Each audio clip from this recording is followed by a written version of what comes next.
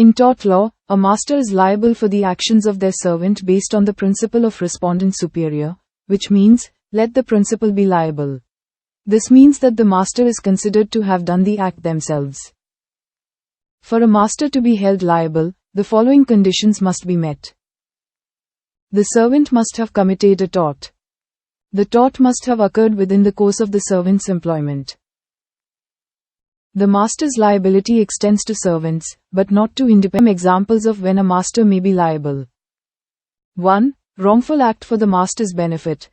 If the servant commits a wrongful act while doing the master's business and for the master's benefit, the master is liable. 2. If the servant commits a wrongful act while acting within the apparent scope of their authority, even if it was for their own benefit, the master is liable. And 3. Construction worker mishandles a crane. If a construction worker mishandles the controls of a crane and damages a nearby building, the company overseeing the construction may be liable. However, the master is not liable if the servant's act was outside the course of their employment. For example, if a house cleaner is hired to clean a house but instead cooks food and causes a fire, the master is not liable.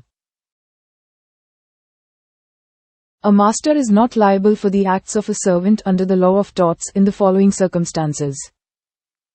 1. Acts outside the course of employment.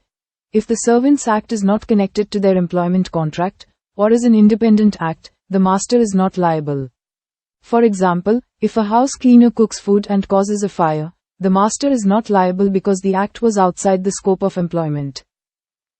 2. Acts in defiance of a master's orders. If a master has prohibited a servant from doing a certain act, and the servant does it anyway, the master is not liable. And 3. Acts of an independent contractor.